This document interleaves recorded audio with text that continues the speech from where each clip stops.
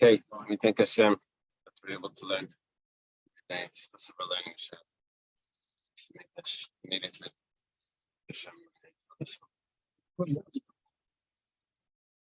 Okay, so we start on the first wide line. I am Hayam and Al 75a. It says kol mumin shepaisul fulo. Any blemish that would invalidate a Kohen would also be a blemish that a husband could say that my marriage was a mekach filos. I wouldn't have gotten into this marriage had I known that she had this blemish. Blemish that would be considered a blemish for a Kohen would also be a blemish for a woman. Tana was taught in a brisa that Haisifu Aleim, they added for the woman a few other blemishes that would invalidate, not invalidate, but would be grounds for him to say that this was a mistaken purchase. He says, what are those? Zaya, she's sweaty. Suma, as I pronounce it, Shuma or Suma? Shuma. Shuma is a mole. And Reach HaPeh, or bad breath, halitosis. Okay, the Gemara says, "V'hani b'kayini like possibly these three would not invalidate the Kohen." We're looking for three. We're citing three examples of blemish that does not invalidate a Kohen, but would only invalidate the Kohen. The Gemara challenges that these would invalidate the Kohen as well. But then we have a Mishnah Zaken v'Atei when he gets old, elderly, he's ill, or if he is filthy, Mizuam is filthy. Utanan, and it was also taught that these invalidate not just by a animal that would be being brought as a sacrifice. An animal being brought as a sacrifice cannot have a blemish, including filthy. So too, a Kohen can have a blemish, including filthy, which we assume means sweaty. Rabbi Yossi bar Chanina, like Kasha Kambasei Avers, Kambasei Sheinei Avers. Rabbi Yossi bar Chanina, in early Amira, in Eretz Yisrael, he says it's not a real question because sweat that could be removed with water is not a mum for a Kohen. He takes a shower and he does the avodah. Kambasei Sheinei Avers. I'm sorry. It's not a mum for anyone because he can take it off. No. So 1 second. 1 second. We have to establish that it's a mum for the person, for a woman, but not to consider blemish for a person, but not for a Kohen. So what we're saying now is that when did we say that filthy would be a mum for a Kohen as well? That's talking about if it doesn't get removed with water. But when do we say that it's a mum only for a woman? That's even if it gets removed with water, but she just sweats off it.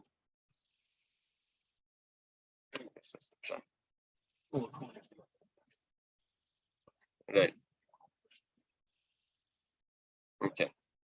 I only have to go to the mikveh in the morning.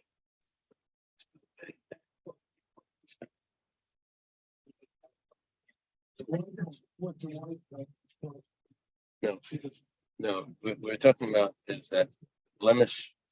Why? How do you know what's considered a blemish? They said, well, look in the laws of Kohen and see what blemishes are coming. They said, but then we added on 3 extra things that blemish a wife, but not a Kohen. So 1 second, but those blemish a Kohen as well. We looked at it and we found the source. They said, no, we're talking about 2 different types of things. So over there, the blemish of the Kohen is a type of sweat that doesn't get removed. This is talking about other sweat. Okay. Ravashi Amar Zayam Zum Karamas. Ravashi said, how did you even compare this? This is sweat, which blemishes a woman, and then filth, which blemishes the Kohen. Pasam Gabi Kohenim after lover Bekiwa the Chamra.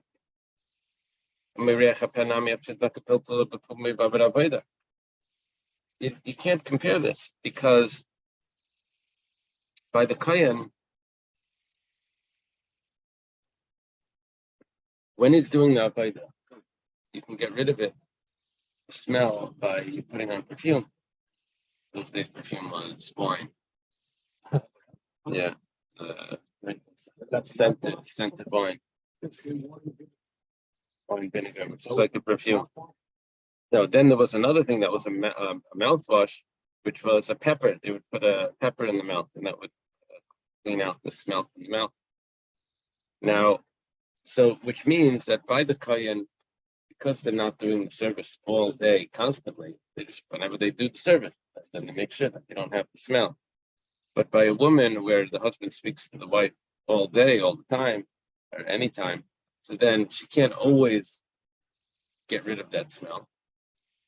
So it's too often. So that's why it's going to be a problem. It's a pepper or peppermint? I know it says pepper, but when you say peppermint.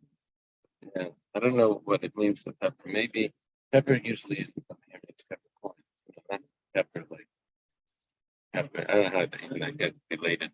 They use the same name too, like totally different thing. The ground pepper is not red pepper. Like we got to talk to the people that made the names. It's crazy. So maybe it takes away something, germs like that's possible. Okay. Now the Gemara says, "Hi, Shuma Hechidami." What? When you're talking about the mole, what are you referring to? Idis basar, a mole that has hair in it. It's more gross looking than yes, that than if it doesn't have hair. Okay. Idis basar. So hacha pasla. Then both of them is a mum. We're trying to say that the woman is more we're more sensitive to a mum on a woman than to a kohen. It says, but if there's hair in it, then both would be a problem. Either let the layas basar, if there is no hair in it, then 1 second. If it's a large mole, then it's a problem. If it's a small mole, then it's not a problem on a woman. It's not a problem on a kohen. Tanya, you have a price that says this clearly. Shumashish basar is a mum. If there's hair in the mole, then it's considered a blemish. Ain basar, if there's no hair, then gedayla is a mum. Tana ain't a mum. So it's everything is matching up, and we need it not to match up. What's considered a large mole? It's the size of this Italian coin. Okay, so how are we going to answer this? The answer is that the mole is right on her forehead, and that's why it's considered a blemish. Gemara says, 1 second. He's claiming that had he known she had this blemish, he never would have married her. And now we're saying that it's on her forehead. He obviously saw her, and he said that it doesn't bother him. And now you're telling me that you can claim that it's a problem, but he was already agreed that it's okay. It's under her cap. It's not always visible. In other words, somehow while they were dating, she was able to cover it up. And then afterwards he sees it and he goes, no, I can't handle it. Okay. This is a mole that doesn't have hair. If it would be hair, it would be a problem. No, talking about without hair.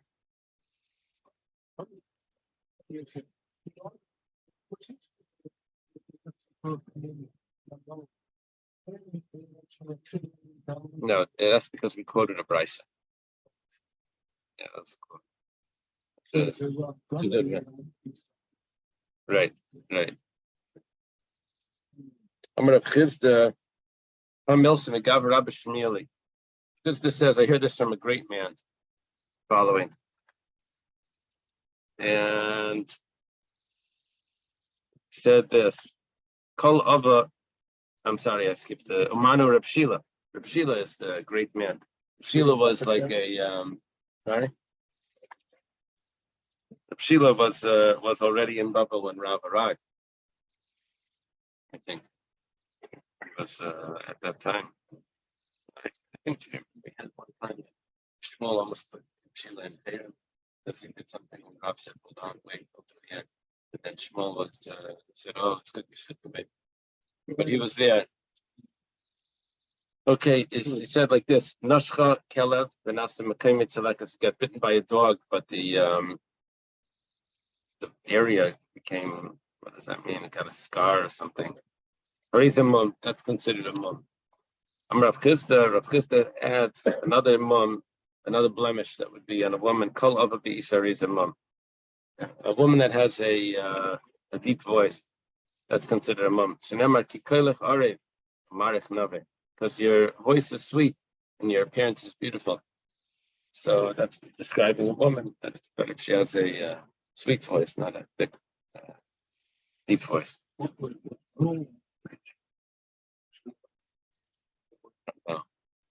This is the rabbis suggesting this condition.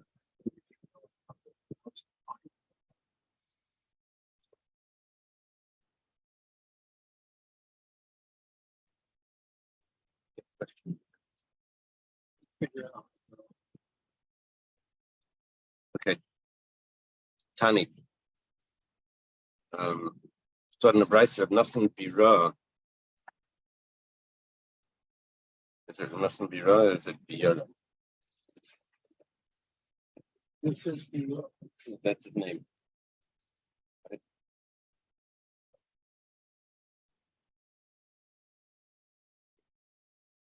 Nasan Bira, that's his name. Nasan Bira taught. Nasan Bira taught. Being Dadi Isha Tepa. If between the woman's breast there's a hand's breadth. So it looks like we're talking about a mum. That's considered blemish. Sabar Ravacha Breda Rava Kameda Ravashi Lamimas, or Ravacha, the son of Rava, says in front of Ravashi that Lamimar, Tefach Lamal Yusa. The opposite. That quote that you're saying there, it doesn't mean that it's a blemish. That means it's more beautiful. Amalei Ravashi Gabi Mumentanya. Ravashi says, no, that's not more beautiful. That's a blemish. Okay. Tanya, Son and Bryce of a Kama. Now, what would be considered beautiful if a tefach is a hand's breadth between the breast is a blemish? So Amar Abaya Shalish Spice, the width of 3 fingers. Tanya Reb Nasan Aimer, called Isha Shadadeh Gasin Michel Chabruseha, Harizamum. So ways of reading this. Any woman whose breasts are larger than, one way of reading it is one is larger than the other. That's considered a mum. The other way of reading it is that her breasts are larger than her friends. And I guess it means average. Not without the verb. Chaverta. It would have been chaverta. Okay. The comma, how much larger would be an issue? I'm Rav Maisha Breder of the Breder Rabbi Shua ben Levi, Mishmeder Rabbi Shua ben Levi, a bar Breder Rabbi Shua ben Levi. This is Rabbi Shua ben Levi's grandson, Rav Maisha. He says in the name of his grandfather, Rabbi Shua ben Levi, tefa. If it's larger, one tefa, one larger than the other, or one tefa larger than the average, I guess. Miyakiki Agavna, is there such a thing that it would be so large? It says we have a story, Dama Rabbi Barbachana. Rabbi Barbachana has interesting stories in general. He says, Ani Reisi Aravia Achas. I saw this one Arab woman, Shefshila Dadel Acharev Nikaspina. She was able to throw her breast over her shoulder, and she was able to nurse her son from the back, I guess. So, okay, I guess it does happen. The Rabbi Barbachana was in the days of Rabbi Yechana. He was a Amira, maybe like a second generation Amira.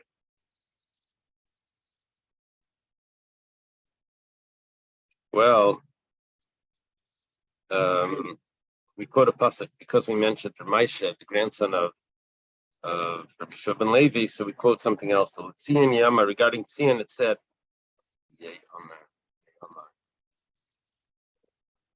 it's been said, Does that mean they will say? They will say. Right? He will. Ish v'ish yulad. This man and this man was born there. V'hu and Hashem Yechineh Elyon will establish it up high. Amar Maisha Bar Breder B'Shuv ben Levi. Maisha, the grandson of B'Shuv ben Levi, says, "Echad hanoled ba v'echad hamitzapel l'reisa." What does it mean? Ish v'ish. It's talking about in the future. I'm going to say regarding Tzion, I'm going to see people that were born in Israel. It says, this man was born there. Hashem will establish Tzion up high. So it's talking about whether they were actually born there or whether they just awaited the return. That's considered like they were born there. Amar Abaya v'chad minayu adif k'trei minan. Abaya says one person from Israel is sharper than two people from Babel. Amar Rava v'chad minan kisal kalasam adif k'trei minayu. Rava says, yeah, but on the other hand, one of ours that goes to Israel, he's better than two of us that didn't go. One in Babel that goes there is better than two that remained in Babel.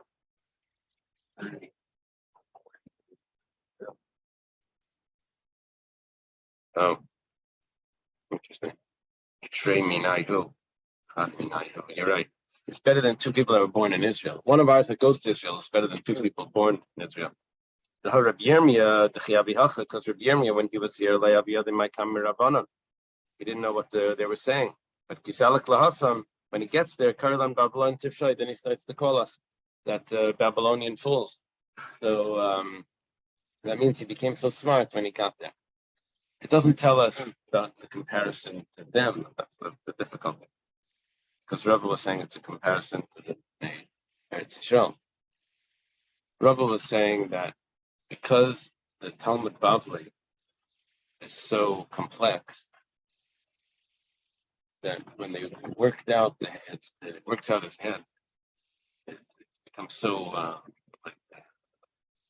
skilled that so when he gets there to Yisrael, he just has this advantage over everyone. What it sounds like. Okay. The following. At that time, Eretz Yisrael was the end of the Talmud Yerushalmi time. The Romans were ruling Israel, but they were still studying. Here says he grew wiser by going to Israel. He grew wiser by going to Israel. Right. Right. Right. The question is why Rambam is comparing him to people of Israel when the expression here is really comparing him to people back in Babylon. Okay, I'm not sure about that.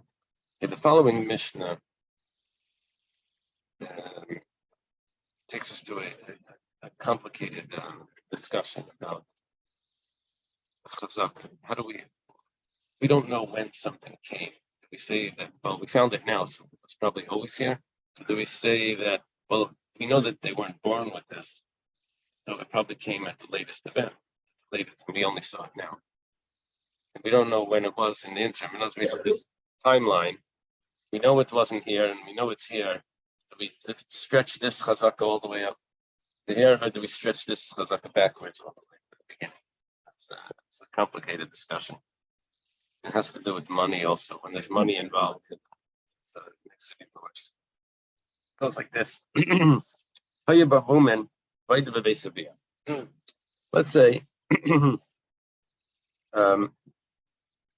she's more than engaged. She's betrothed to this man, and then they find out that she has a blemish. Well, she's still living with her father. Well, she's still in her father's house. She wasn't like married; she's just betrothed.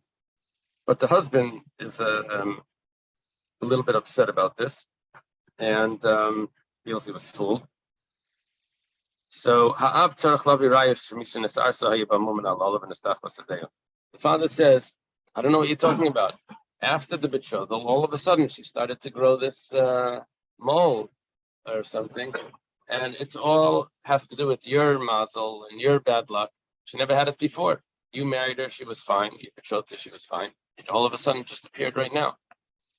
No, I didn't sell you anything faulty or something. Okay. That's what the father says. The father can prove it. If the father can prove it, then that's good. If he can't prove it, then we say no. It was there before. Let's say she enters into her husband's house. She's already married, and he finds a mum. The husband says, "Didn't come now. Came way back before the betrothal, more than a year ago." We say, "Well, you have to prove that. If you can prove it, then fine. Otherwise, we say that it came now." Yeah. Yeah. Yeah. So whatever type of mum it is, she's sweaty and smelling. It just all of a sudden started. Okay. Well, filthy. And if he can prove that, then he can say that he was sold a faulty merchandise. That's Reb Meir. Chum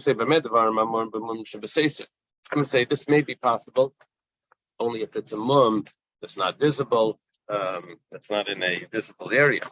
That's in a hidden area. If it's in a visible area, you can't claim anything because everything you knew about and you can't. You saw her, right?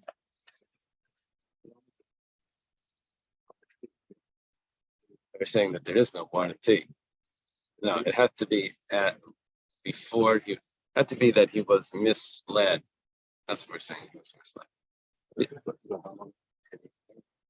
No, yeah, right. This is it. Right by the marriage, yeah. Or before the marriage, or after the marriage, as soon as he sees it. Yeah, yeah, that would be based on that other Gemara that the person, the man, is obligated to see his wife before he marries her, right? Remember that Mishnah condition. It says because you have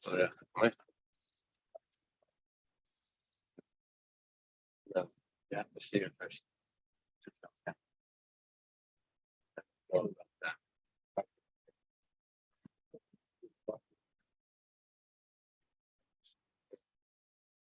Really, I got control.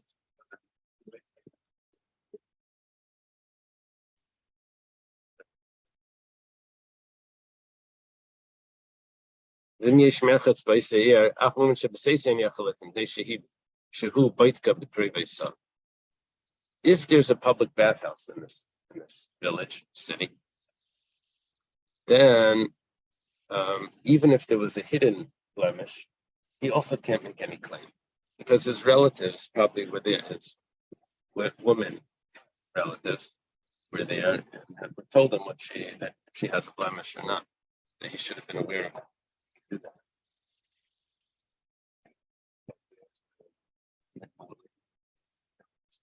Yeah. Yeah. They wouldn't be going to admit that this would have been just a bathhouse.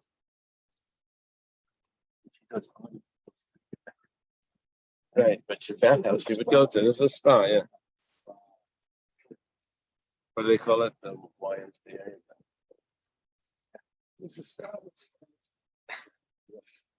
Time gets ready for the logic. We got to follow this. This is it's going to throw us back and forth a little bit. Time of the Maisia Braya. What's the reason why the father is believed to say that it's all your fault? Since you got married, that's when it happened. Now that this is in the father's house. Since he got betrothed, that's when she started to grow this mold. So, but if the father does not bring a proof, and then the husband is believed. What is he believed to say? Believed to say that it was there originally. Money. Who accepts the husband's opinion about what's going on with the wife? Or when this event took place? We had another story back on, I guess, 50 pages ago. 60 pages ago. We had a Machlekas Rabbi Shon Rabbi Gamliel, and over there was a guy that marries a woman and she finds that she's not a virgin. So he says that after the betrothal, he had an affair. She says, no. No. He says, no, the opposite. He says that you had an affair before the betrothal, and I made a ksuba of 200, and really it should only have been 100. And she says, no, I was raped. Not an affair. He says you were raped before, and therefore the ksuba should only be 100 because it wasn't a virgin. She said, no, I was raped after the betrothal, and my ksuba should be 200. We spoke before about Who should be believed? That was this big discussion, right? So comes along Rabbi Yeshua over there and says, we don't believe her, we believe him. So what's happening over here? Now we have another story. There's a mole on her. She says that it came, or the father says it came later after the betrothal. He says that it was before. And who are we believing? We're believing him. So that's the opinion of Rabbi Yeshua. That says you believe him. That says it was happening before. Abal Mehaman. Mani, who is this opinion? Rabbi Yeshua. He says we don't live by her words. We say that the way it is now, we extend that back all the way to the beginning of history till we know that it was not like that. We look at this situation now and we push it backwards to it must be always like that, which means she's not a virgin. Push back until as far as we can.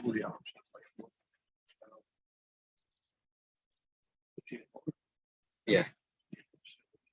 Right. Now, there's one more point over here that we're assuming that she wasn't born with the law. And we think that this type of moment came later. That's part of this. So that would make it match up. Ema Seifa, we have to have that detail to make it fair. Ema Seifa, let's go further. Let's say she gets married. She's in the husband's house. Husband sees that she has a blemish. The husband has to bring a proof that the blemish didn't just show up. Time with the Maisya Bal Raya. That's only if he can bring that proof. Only Maisya Bal Raya. He can't bring the proof. Then we believe the father, which the father claims that she never had any blemish when she was in our house. It all came when she moved into your house. Believing the father means we're believing the girl. That's who holds that we believe the girl in these situations. Asan Rabbi Gamliel. That's Rabbi Gamliel's food. The Amar Nemenes that says we believe her. When there was a case of rape, and the question was when was it? Rabbi Gamliel says we say that we believe her that it was after the betrothal. Amar Rabbi Lazar, we have a problem now because the beginning of the Mishnah seems to support Rabbi Yeshua's view. The end of the Mishnah seems to support Rabbi Gamliel's view. Rabbi Lazar says Tabra. You have to smash the Tabra, break it. Misha Shanazu La Shanazu. The one that taught this part of the Mishnah did not teach that part of the Mishnah. In other words, according to the first part of the Mishnah, it doesn't matter whose house it's in. It's always the husband is going to be believed. According to the second part of the Mishnah, it doesn't matter whose house it's in. Always the father and the girl is going to be believed. Rabbi says, 1 second. There's one other factor here that you're missing. Over there was a monetary claim. And so therefore, Rabbi Yeshua said that we don't follow her status now because he's got money that he doesn't want to lose. So we believe him because he's holding on to the money, the ksuba. They're claiming 200. He says it's only 100. He's holding on to the money. So there's also a question over here of her chazaka. So we'll say the money together with chazaka is going to be with the chazaka situation as it is now. That's going to be stronger than to say that everything came later and the chazaka b'mi kara. They call it chazaka b'gufa. Okay, Elaki. we both can be right. It wasn't visible before; it just appeared.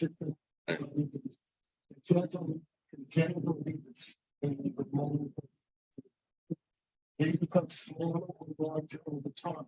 In other cases, they might become darker. In cases, they be secondary finally. So technically, Wow. it's almost an invisible one before. Wow. And so the father says, "Come to me before he says it did not." I'll talk about everything. How the fact case could be, he became on the list, so that was puberty. That was very common. Now we see now something is there. It was there. Yeah. Let me finish this before we close up. Elakila Yazor Rabbi Shua Bas Chazaka the Gufa. When does Rabbi Shua not follow the Chazaka? Chazaka the Mamaina. That's only when there's money involved.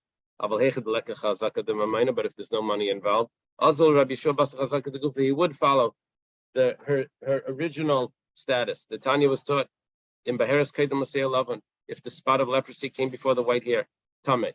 That's the way Saras works. Spot, and then the hair comes. Say 11 Kedem Beheres, but if it was the other way, the hair came first and the spot grew around it. Tahar, then that's not considered Tameh. That's pure. Suffix. What if you have a question? What came first? All of a sudden you see the hair there, then the spot. There was the hair there first, or the spot first. So Tameh. Rabbi Shua Amar Keya. Rabbi Shua says no, it's dim. My Keya, what does it mean dim? Amarabba Keya Tar. He says that we say that it's pure, which means that we'll assume that it came later. No, we'll assume that it came first, which means that we don't follow that the white hair was first.